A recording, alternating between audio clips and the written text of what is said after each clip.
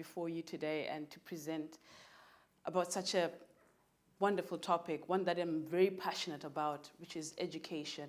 And for me, it's girls' education. There's a quotation, very famous quotation by Brigham Young, where he wrote and said, when you educate a man, you educate a man. When you educate a woman, you educate a generation. It's a fantastic quotation. It's been adapted and used over and over and over again. I think one of the most common adaptations in our time has been when you educate a woman, or when you educate a girl, rather, you educate a nation. I think we're all familiar with that. Powerful statement. And there have been attachments to it, to this statement. Some of them statements of fact, some of them questionable, but today we believe that when you educate a girl, she is more likely to vote. When you educate a girl, she earns more money. When you educate a girl, she has fewer children. When you educate a girl, the money that she earns, she plows back into her family in terms of education, health, nutrition, and general well-being. When you educate a girl, fantastic things happen. Still impressive. It just goes to show the power of education. But today, I want us to look at it in a different way. And maybe in so doing, we can rethink our take on girls' education. If I can maybe re-say the statements that I just said, maybe in a different way. Number one, we say when you educate a girl, she is more likely to vote. But consider that even when she votes in disconnected democracies that often forget about her needs once they've been put into power. When you educate a girl, she is more likely to give birth to fewer children, considering that there is a burgeoning population problem in parts of sub-Saharan Africa. And so by doing so, she lessens the burden of the governments to provide social services. When you educate a girl, she earns more money. But let's put aside the fact that she still earns less money than her male counterpart who does the same job with the same qualification. When you educate a girl, she adds to the productivity of the economy, an economy in which women are rarely accounted for. I don't know if it's still impressive to you.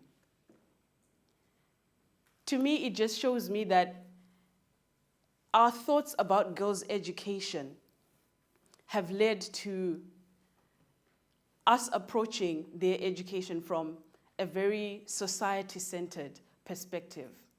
We're looking at girls' education in terms of what we get out of it as society, what we want out of it, and not what they go to school dreaming of. One might ask, is there a problem? At the end of the day, they're in school, right? Well, the only problem is, while this take on education has led to a lot of support to girls' education and a big drive to get girls into school, the problem has been that's where it ends. When we think girls' education, we all think, let's put them in a uniform, let's get them in a schoolhouse. And then we take a step back and allow the magic to happen. The unfortunate thing is, there are things that happen in the schoolhouse that are challenging to young girls growing up. Some of these, I think, if you have been educated in Africa, you will recognize. For example, I remember when I was in primary school, every Friday, our teacher would ask us to bring, all the girls, to bring a sweeper and a mop so that we tidy the class for the following week. And the boys would get a free rein on an early weekend whilst we did the tidying up. Some of the things that happen in school. And they range from the subtle to the not so subtle. One of them is when girls are in school, they begin to receive messages in the schooling system about how they are second-class citizens. The very notion that keeps girls out of school in the first place. What am I talking about? If you go to many African countries, and I have traveled in a few African countries, and I've found this phenomenon to be true. For example, if you go into a high school classroom of maths or science, it is dominated by boys. If you go into an arts or humanities class, it is devoid of boys and dominated by girls. There is a soft handling that happens where girls are redirected into humanities because they are softer and girls are more likely to pass. And for the sciences, girls are redirected out of it because they just can't handle it. We are saying in that you are not capable. And many other things, violations and violences that happen in school, one of them being the campaign that was just talked about. Girls in school experiencing such unimaginable violence in the schoolhouse. But wait, why should we care? They're already there. The magic is going to happen. Votes, fewer children, greater productivity, better livelihoods. I believe I am yet to see any girl who goes to school so that she can vote, or goes to school so she can have fewer children. I'm yet to meet a girl who says that. Every young girl that I meet, they have such powerful aspirations. They want to do big things. They want to be presidents. They want to be counselors. They want to change the world in their own way. And once I realized that my take on education had to change. I had to change my perspective from the one where I'm thinking, what will I get, more to what can I give for them to achieve their own aspirations. I've had an opportunity to work with some incredible young people, amazing young people, who show me the power of education once we approach it from the right perspective.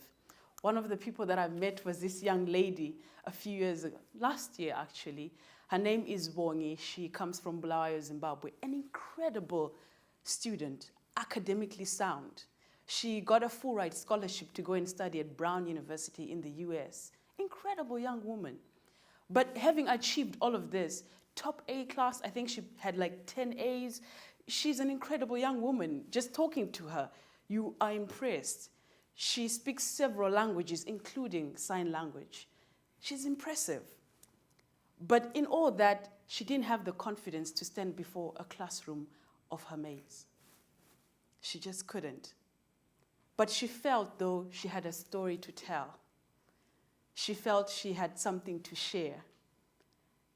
And she felt that her education could not be complete without her having shared that story. And so we just facilitated as an organization, really, for her to find herself and to share her story. It was an amazing day. She didn't get a certificate for this day, but I truly believe that this was a positive addition to her education. Just as a young woman, I believe all the women in this room will concur. It is important, imperative, to be able to convey your message in this world. You cannot be a woman and walk in this world without the confidence to speak your mind. And on this day, she found herself. And for me, that's an amazing way to look at our education. And there are stories from our work, which I enjoy very much, where we meet young people, young girls who come in with aspirations. This was another group of girls from a township. It's a very poor township at the edge of my city, Bulawayo. The township is called Pumula. A few kilometers from the township is a rural area. These girls came up with an idea. They went to the rural area and found two old grannies who were very poor, very weak. They were no longer able to fend for themselves, no longer able to get water for themselves. And this community was not doing anything. And they rounded up support. so that they could get food. That's the houses and that's the girls. We managed to get some chic photos once when they were helping out. But they got food and supplies and clothing. And they also managed to speak to the village headman and the councillor for them to support the women. For me, that's incredible education. It's not lowered childbirths, it's not voting, but it's transformation.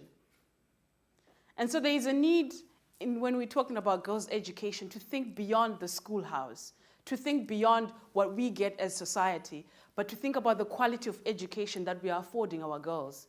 Because if we do not do that, then we're just perpetuating that cycle of subordination and second-class citizenship.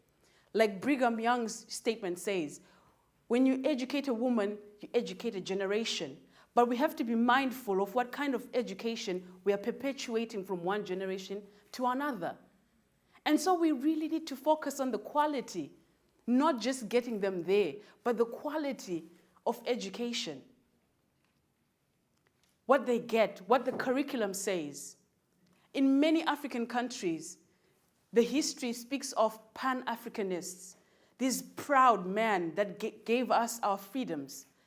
But women are silent in the history, as if we did not fight in the Mau Mau uprisings, as if women are not part of the Chimurenga, as if women did not fight the wars.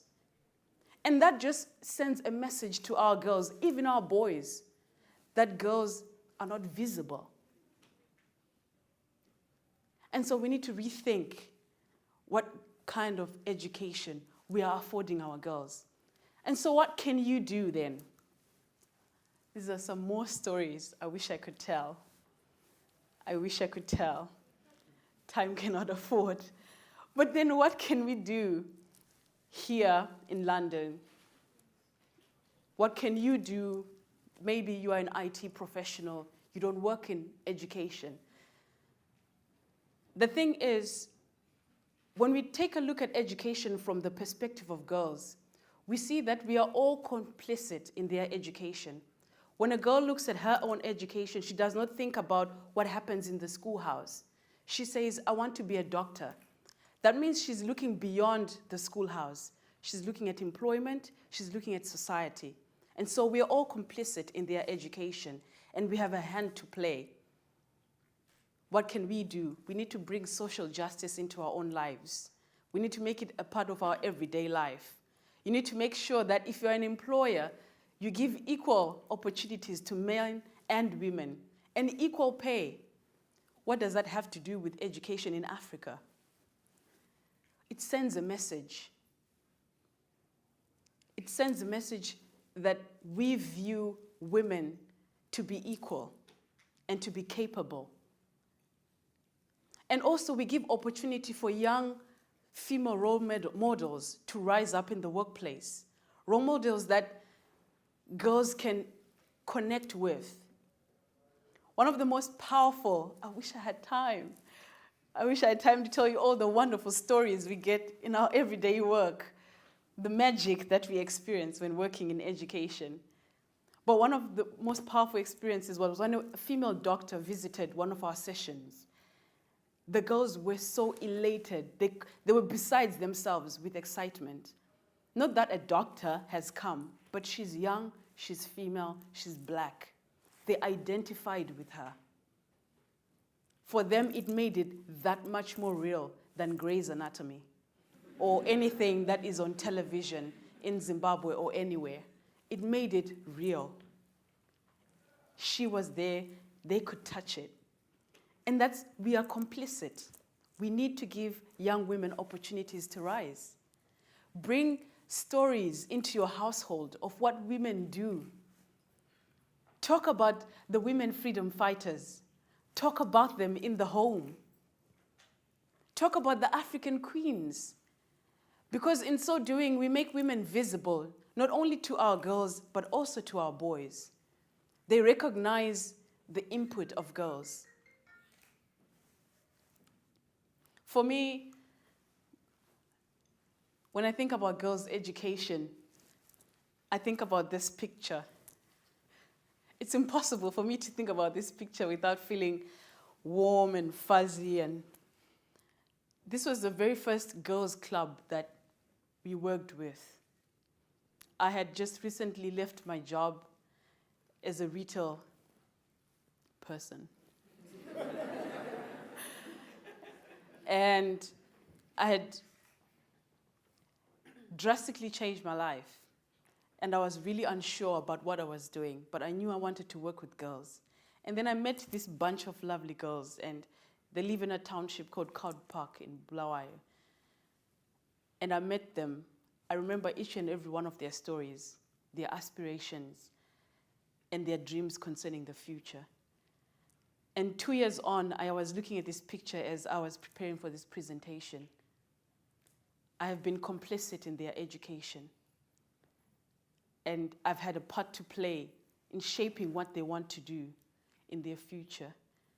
And I realized if there were more people that could just take up that opportunity, that could realize how much we could all give in order to make girls' education so much richer, then we would have so many of pictures like these, girls in school ready to go and ready to take on their education, and less of what we have now, girls being violated and being sent the wrong message about second-class citizenship. And so as you go home, I hope you take this picture with you. Just think on it. We are all complicit. We have to think about girls' education differently and make it richer for them and for us as well. Thank you.